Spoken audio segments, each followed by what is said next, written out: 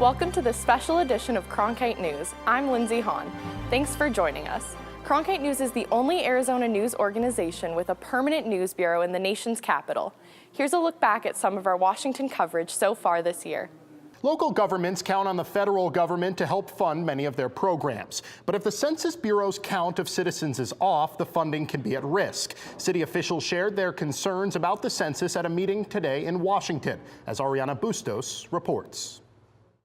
Mesa Vice Mayor David Luna worries the Census Bureau doesn't have the funding to do its job.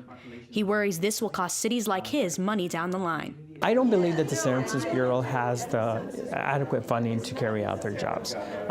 They're funded based on the 2010 census. We're now going to be talking about the 2020 census. We know there's been an increase of population. Luna spoke at a National League of Cities panel today on the 2020 census.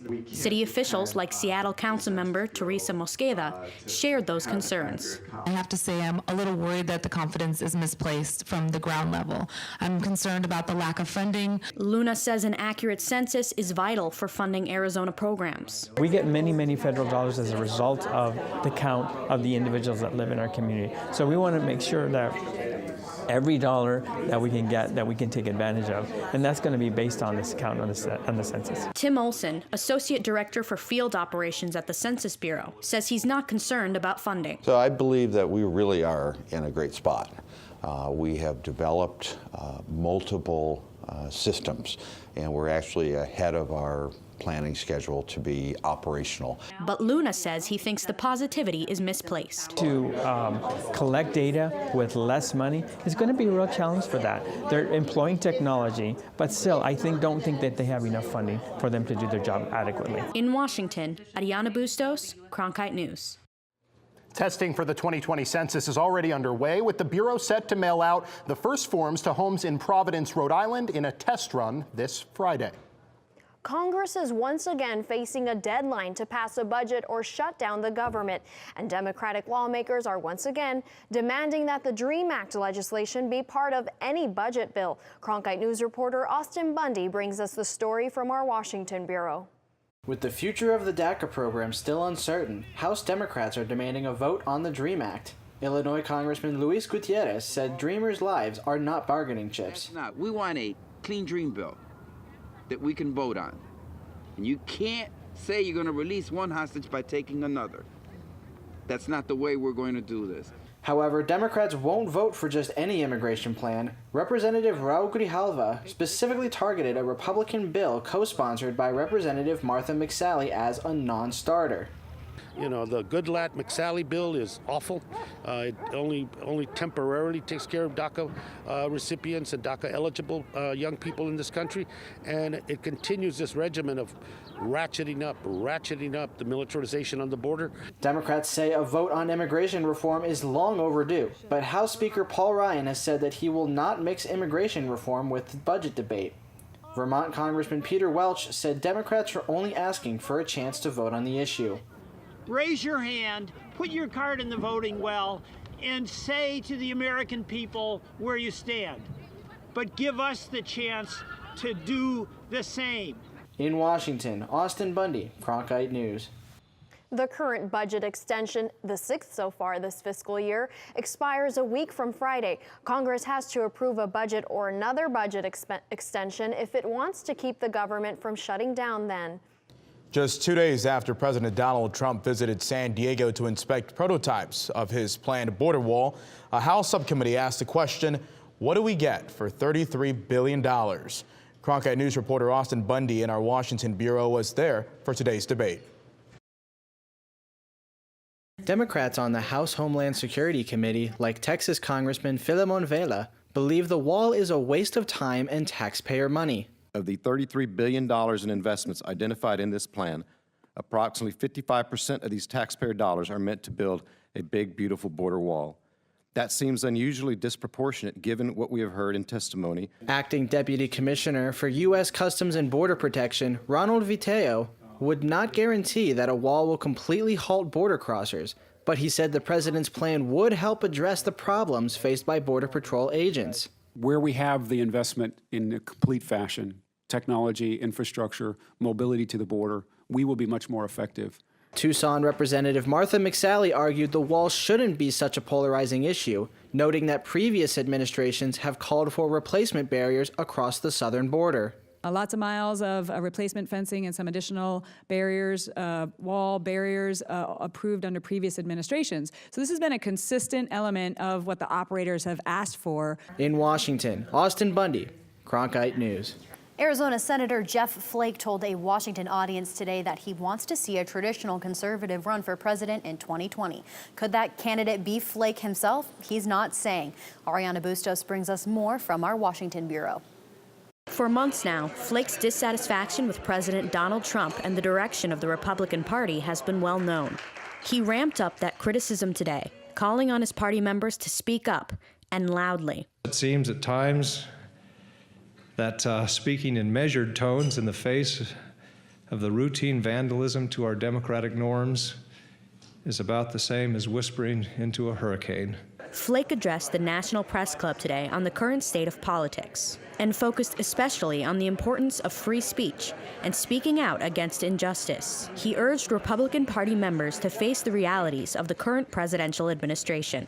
If we are going to refuse to live in the world that everyone else lives in and reckon with the daily reality that they face, including their very real and understandable anxiety that they feel, then my party might not deserve to lead. When asked about a potential run for president in 2020, Flake didn't rule out the possibility, but said he'd like a conservative like him to run. Running for president is not in my plans, but I have not ruled anything out. I do think that there should be a conservative challenge. I think if for no other reason, Republicans want to be reminded, I think, of what conservatism really means. Flake is scheduled to be the featured speaker at the Politics and Eggs breakfast tomorrow morning in New Hampshire, a regular stop for would-be presidential candidates in a competitive primary state. Reporting from Washington, Ariana Bustos, Cronkite News. Another dramatic demonstration is stirring the gun violence debate. Austin Bundy is tracking the details. 7,000 pairs of shoes were laid out on the East Capitol lawn today, a memorial to American youth who lost their lives from gun violence. Campaign director for Avaz, the group responsible for the display, Nell Greenberg, said the shoes were to give Congress perspective on youth gun deaths since the Sandy Hook shooting in 2012, and to tell them to do more to help parents and protect their children. We spend so much time as parents trying to keep our kids safe, and there's a lot we can't control, but passing common sense gun laws that will save their lives, that will keep our kids safe, we can do that in this country. So far, Congress has not acted, but it's not from a lack of proposals. Senator Jeff Flake is co-sponsoring a bill that would raise the minimum age to buy a gun from 18 to 21. And the White House revealed its plan Sunday to harden schools by giving guns to qualified teachers and faculty across the country. All 7,000 pairs of shoes were donated to the group for this display over the past 2 weeks, with 200 of them coming from Arizona. Some came with notes of encouragement from supporters and celebrities.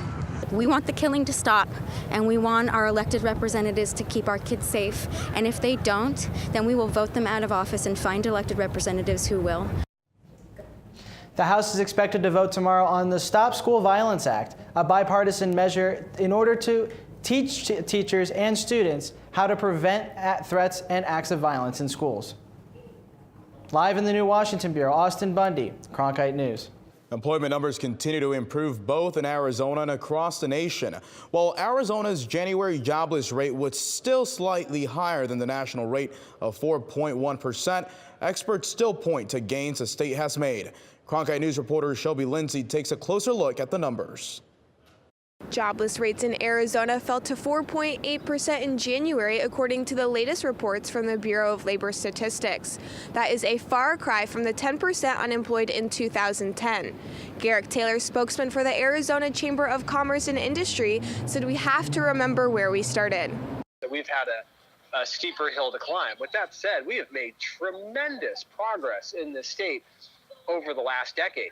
But William Spriggs, chief economist at the AFL-CIO, said the U.S. economy still has a long way to go. We are not back to where wages would have been if we had not gone through the downturn. We still don't have median income fully back to 100,000. But in Arizona, at least, Taylor says the future of jobs looks promising. There are a number of third-party validators out there who have put Arizona in the top 10 for projected job growth over the coming years. Taylor pointed to the Nikola Motor Company announcement that it will add a manufacturing facility to the West Valley to make hydrogen electric semi-trucks. They are projecting nearly 2,000 jobs from this $1 billion investment. This is really exciting, both from a manufacturing standpoint, a new economy standpoint with this clean fuel technology. These are really good, exciting things that are happening.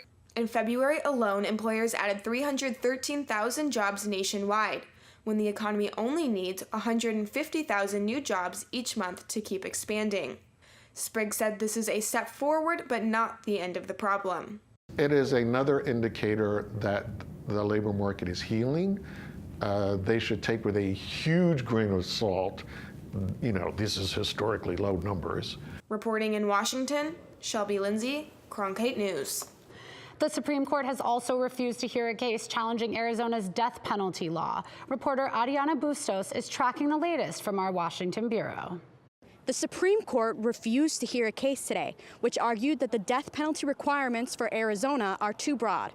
Abel Hidalgo was sentenced to death after he pleaded guilty to 2 2001 gang-related contract killings in Phoenix. On appeal, Hidalgo argued that Arizona has so many factors that allow for the death penalty, virtually anyone convicted of first-degree murder can face execution. The Arizona Supreme Court disagreed, and the United States Supreme Court today refused to review the state court's ruling.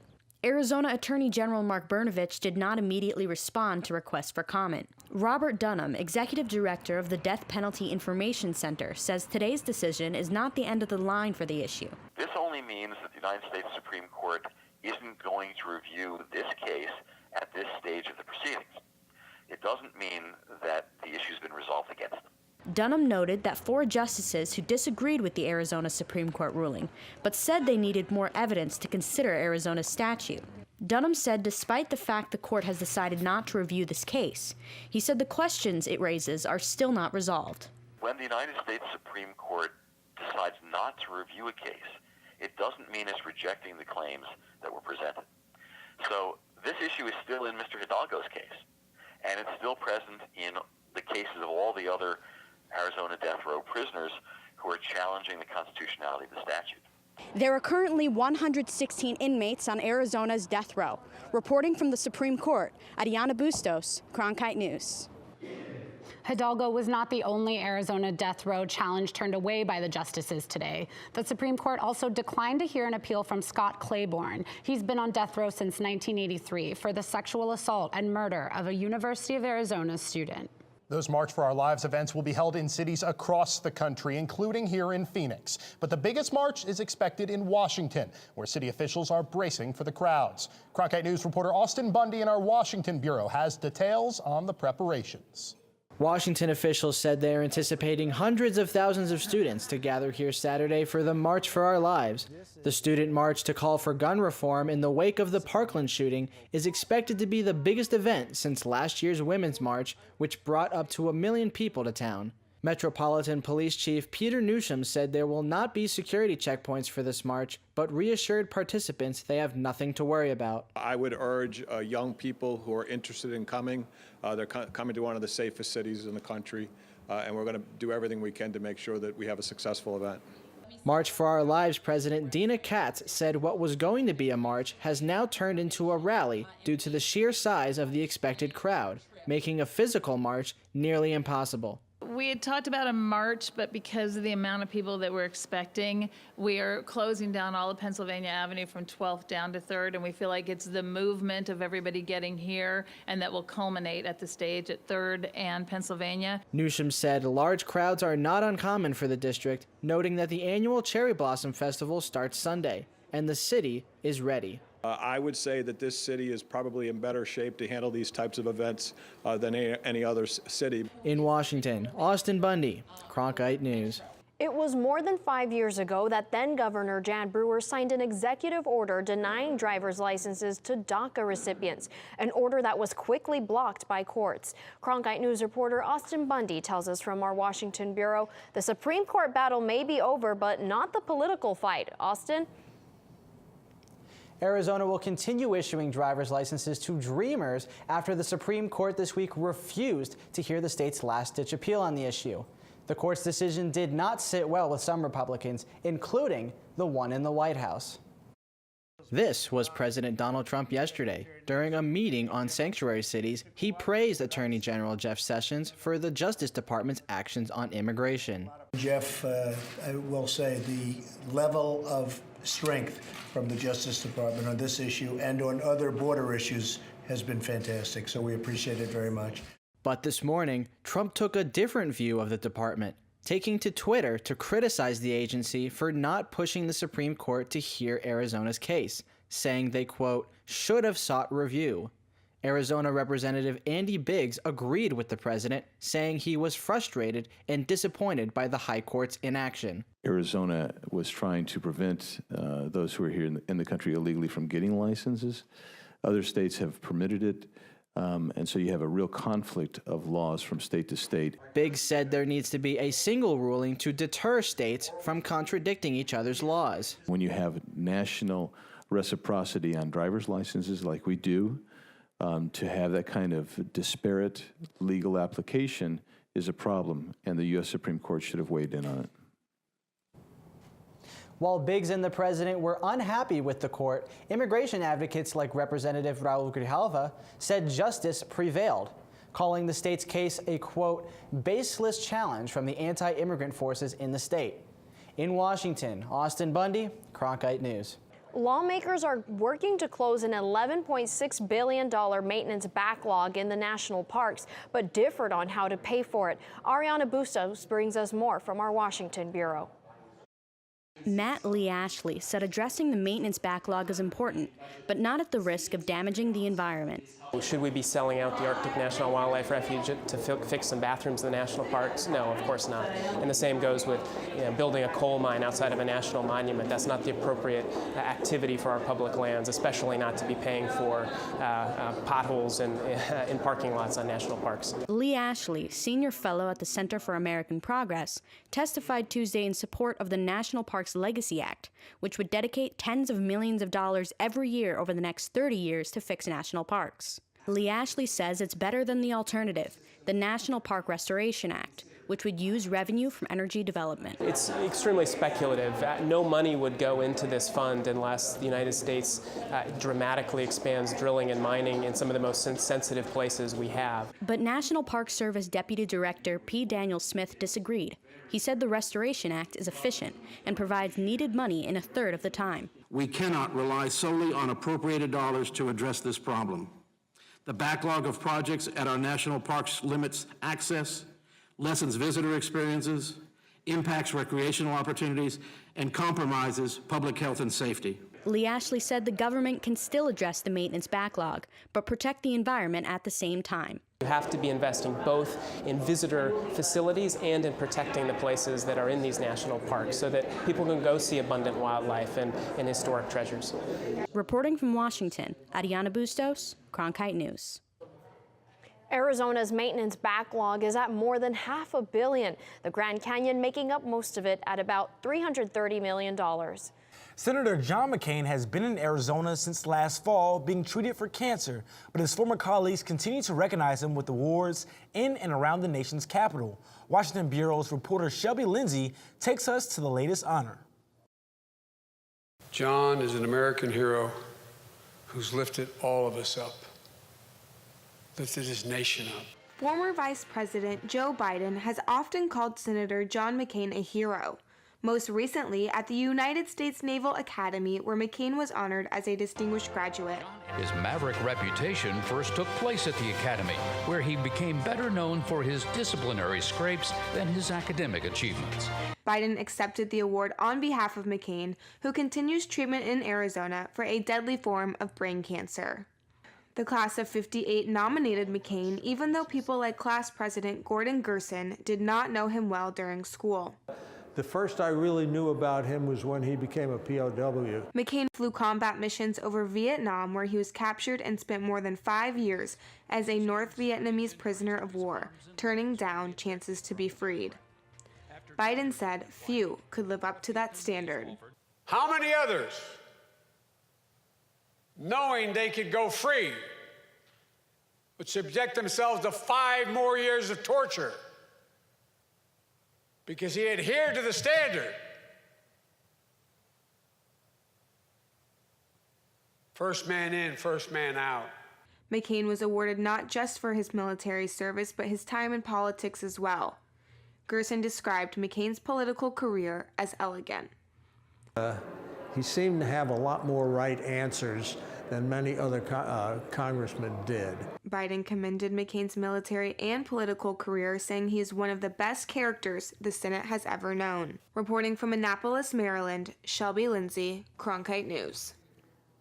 This is not the first time Biden has been involved with an award from McCain. The former vice president presented the senator with the National Constitution's Senator's Liberty Medal in October. After years of advocacy by Cindy McCain, the U.S. Senate overwhelmingly passed a bill to allow states to prosecute people who use the internet for sex trafficking. Cronkite News reporter Ariana Bustos has the latest from our Washington bureau. A Craigslist user who logs into the personal section today will find this. The removal of the personal section was in response to a bill passed overwhelmingly last week to let states prosecute people who use the internet for sex trafficking. The bill amends a decades-old law that said online platforms could not be prosecuted for the content of their sites. Senator Rob Portman of Ohio said this bill is an important step to help victims of sex trafficking. We had a big victory just now, a victory for the victims and the survivors of trafficking. We now have the ability to go after these websites that are exploiting women and children online. Cindy McCain, a longtime advocate against human trafficking, spoke at a hearing last fall in support of the bill. And Senator John McCain said in a statement on its passage, "We have a long way to go to end human trafficking in the United States and around the world. And I hope Congress will build on today's important achievement to stop the sale of women and children." Critics of the bill say that it interferes with the First Amendment and would lead to internet censorship. But Senator Heidi Heitkamp of North Dakota said that isn't true. We have done nothing to interfere today with the First Amendment. This body can't interfere with the First Amendment. That's a constitutional right. But we can change legislation when it's used to shield the worst kind of behavior in America. Heitkamp praised both John and Cindy McCain for their work on the bill. They are the heroes, and if they're watching and if they see this, I want them to know that once again, the American heroes that they are, they have done something that is so important. They have protected the most vulnerable of all children. The bill now goes to the president for a signature. Reporting from Washington, Ariana Bustos, Cronkite News. California is just one of several states now suing the Trump administration over its decision to add a question on U.S. citizenship to the 2020 census. Critics say the question will intimidate immigrants and discourage them from participating.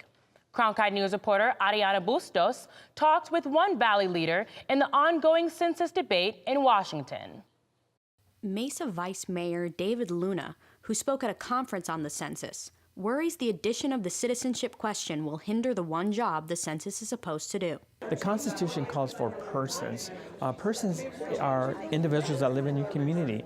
What we're afraid of is that if a person is required to put whether he or she is a citizen, that may hamper the process and the collection of the data necessary. This matters because the number of congressional districts in a state and distribution of federal funds relies on an accurate count of population by the census. Luna is part of the National Association of Latino Elected Officials, an organization that says it will fight back against the question. Executive Director of NALEO, Arturo Vargas, released a statement saying, adding a question on citizenship at this time would only seek to fan the flames of fear and distrust in the census, further risking depressed response rates. But Hans von Spakovsky, a senior legal fellow at the Heritage Foundation, said the census will be inaccurate without the question. Look, all the claims that this is somehow going to make the census inaccurate, you should think about the fact that if you're not asking the question at all, then the data you're collecting isn't going to be accurate either. Von Spakovsky said the question provides necessary data for voting rights. David Olson, Associate Director of Field Operations at the Census Bureau, said recently the Bureau will work the same despite the addition of the question. We're going to work with all of our partners to get the message out that it's important, it's safe, and it's really critical for the future of our nation. He said not to worry. Whether the census is 10 questions or 11 questions, our commitment is the same. We're going to count everybody. Reporting from Washington, Ariana Bustos, Cronkite News. The citizenship question has not been on the full census since 1950. But backers of the move note that the question does appear on the yearly American Community Survey. That survey is sent to about 2 to 3% of the population each year. Thanks for joining us for this special edition of Cronkite News. For top Arizona stories anytime, go to cronkitenews.azpbs.org.